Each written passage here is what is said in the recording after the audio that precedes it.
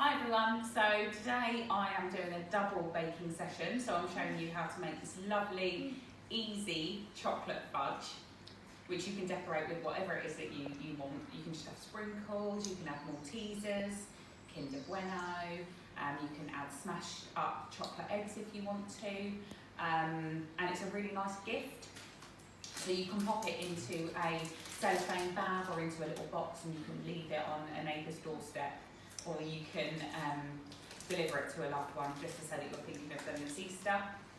And some really lovely fudgy chocolate brownies that actually I got the recipe from Mr Hamer, my technician, because he went onto a cruise and he had a cooking session. I think that the recipe is Marco Pierre White's recipe. So actually the recipe that I usually use I've stopped using because these ones are amazing. So really nice fudgy dense chocolate brownies, which would be a really nice pudding after your Easter Sunday roast, or really nice for breakfast if you really fancy it. First things first is what you need to do for the brownies. So I'm going to do the brownie recipe first. Is you need to melt your 250 grams of butter or spread and your 200 grams of dark chocolate. Okay, now what's going to happen is the butter is going to look really gloopy and be on the top, and the chocolate is going to be sat at the bottom, but that's absolutely fine. What we're going to do is we're going to get it into a mixer. So you need to use either a freestanding mixer or a electric whisk. I mean, you can use a hand whisk, it's absolutely fine. And what you're going to do is you're going to add the chocolate and the butter. Yeah. Oh, you want a chair? You want a help, do you?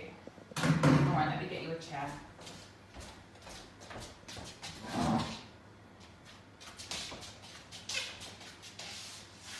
on then.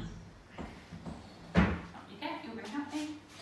So in the bowl is the melted butter and the melted chocolate. So 200 grams of dark chocolate or plain chocolate is really important for the brownies. You want to get some good quality chocolate if you can, but if you just want to get supermarket owned, it still works. So that's going to go into the mixer.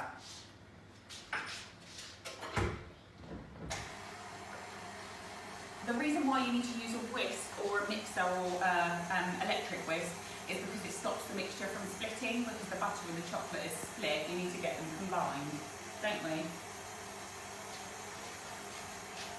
And then whilst that's mixing, what I've got, thank you, is some chopped up white chocolate chunks that I'm going to put on top of the brownies. So you'll see here from these ones, there's some white chocolate on the top. Are you taking my chocolate eggs? They're for the fudge. So there's some white chocolate put on top. You can still use dark chocolate or milk chocolate or a combination of them. It's completely up to you. I'm just going to move this knife so that he doesn't get hold of it. Move these over here then. So, once you have mixed the butter and the chocolate together, what you're going to do is you're going to add in 75 grams of cocoa powder and 75 grams of plain flour. It's important to have plain. We don't want a raising agent because we don't want it to rise up. We want to keep it nice and dense. So this has already been sieved. And this is going to go into the mixture, along with 250 grams of sugar. Granulated or caster is absolutely fine. Put that one in the bin, Vinnie, because it's been on the floor. Goodbye. Okay, so in there I've got 75 of cocoa, 75 of plain flour, 250 of sugar, 250 of butter melted, and 200 of dark chocolate melted. And then to that I'm going to add my eggs. So as we always do, crack them into a bowl or a jug before to check for shells and to make sure that they are okay. I'm just going to give my hands a wash because I've been handling raw egg. Shut the door.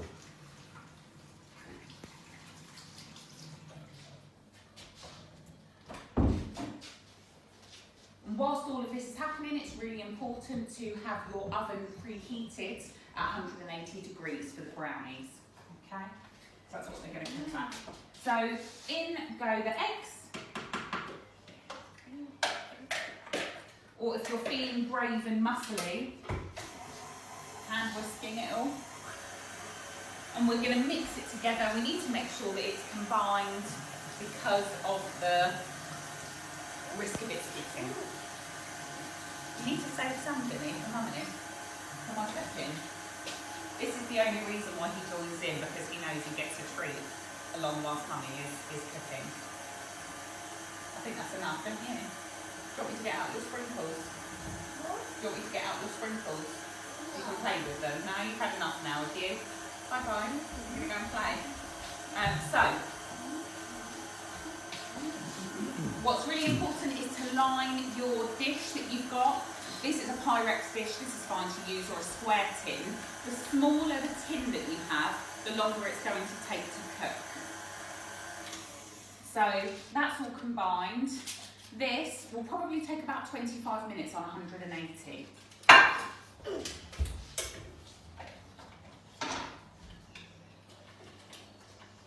Okay, so making sure that you're getting all of the mixture, or as much as you can, of the mixture, off of the whisk. Careful.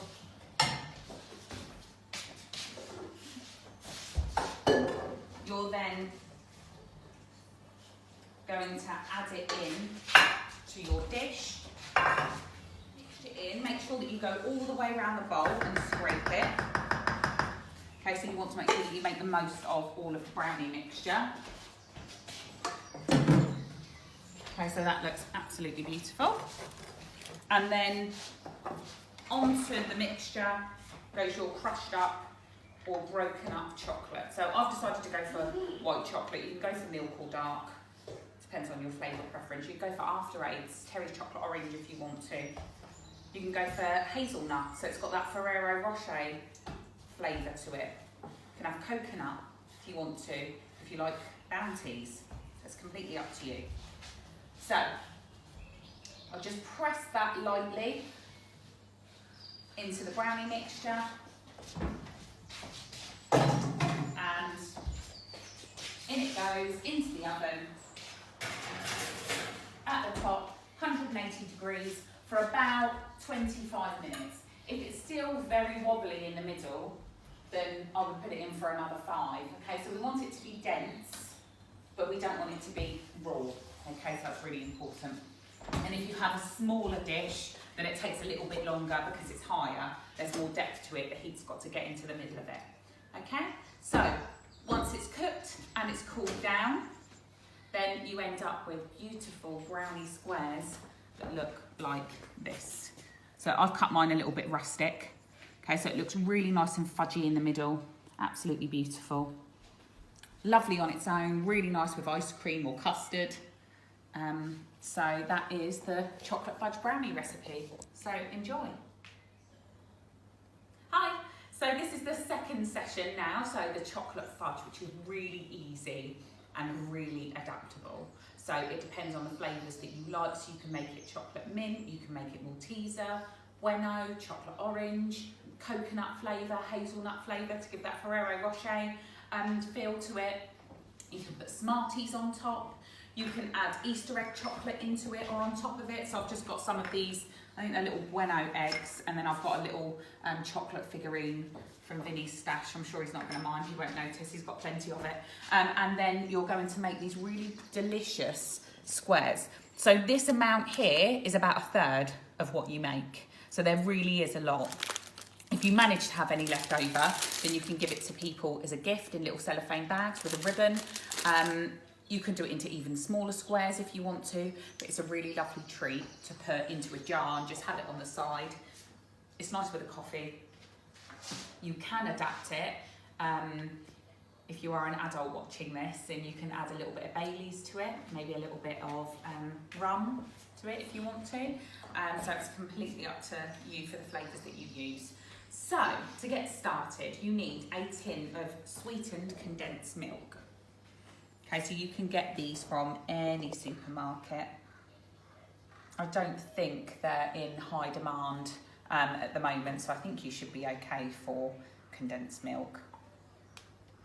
And I recommend going to the supermarket around about 2-3 o'clock because it doesn't seem to be as busy. First thing in the morning seems to be insane at the moment for getting anything. Okay, so that's 1 tin, I think it's 397 grams of condensed milk that's going to go in there.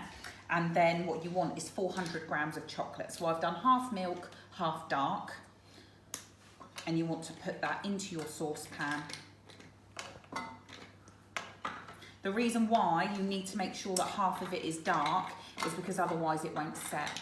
Because milk chocolate has more sugar and fat content to it. So what it's going to do is it's going to add more moisture to it and it's not going to set as well. If you're going to add in a little shot of coffee or a little bit of Baileys, then I recommend putting no more than about 20 ml in there, otherwise it's going to affect the consistency of the fudge. So this goes in there, and then what you're going to do is you're going to melt it. Okay, so you want it on a medium heat. You don't want it to catch at the bottom because if it burns, then your fudge is going to end up tasting of burnt chocolate or burnt condensed milk.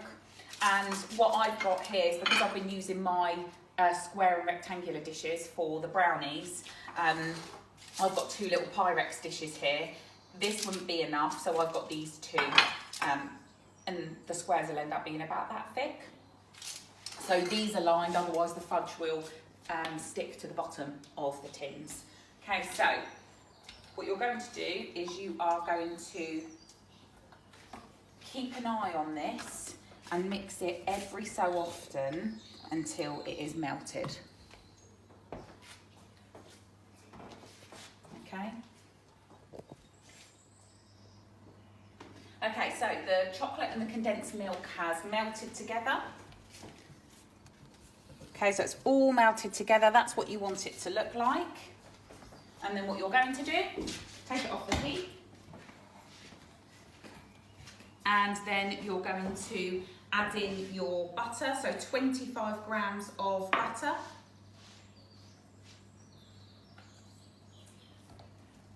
And you're going to mix that through. That's going to add a nice bit of gloss to it.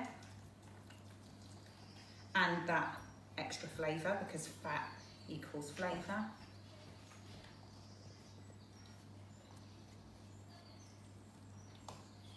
Okay, so you're going to mix that through until it's combined.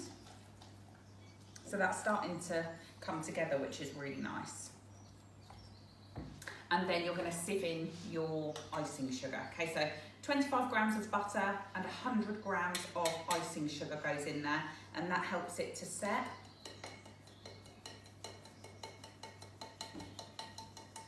Okay, so we're sieving that in to eliminate those lumps that might occur. And then you're going to fold it in.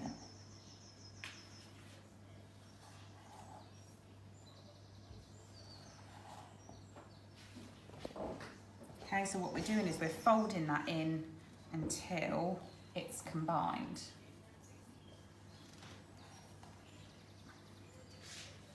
Okay, so you need to give it a good mix. Get those muscles working.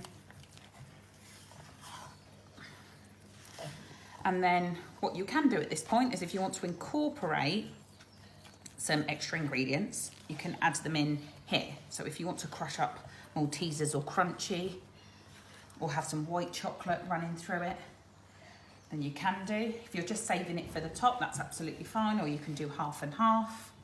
If you want to add in some coffee or some orange extract maybe to make it chocolate orange flavour, or some peppermint extract, then you do that now. And then what you want is you want to end up with this. Okay, then what you're going to do is you're going to tip it into your lined tins.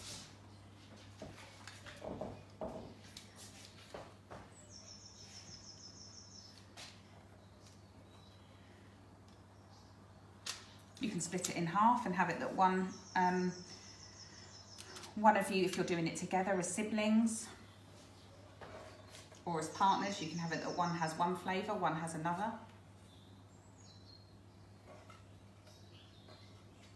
And then what you're going to do is you're going to smooth it out.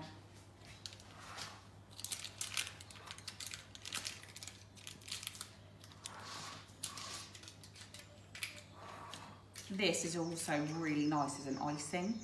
So if you make a chocolate cake and you want that really fudgy icing, then this works. It's lovely. Sandwich it in between two chocolate sponges and then top some on top. Have some nice chocolate curls on there. Okay, so you're flattening it out as best as you can. And then you're getting your crushed chocolate. So I chopped up some chocolate. I've got a little bit of a mixture here. And then you're adding it on top. Then it needs to go into the fridge for a few hours until it's set. And then you can chop it up into squares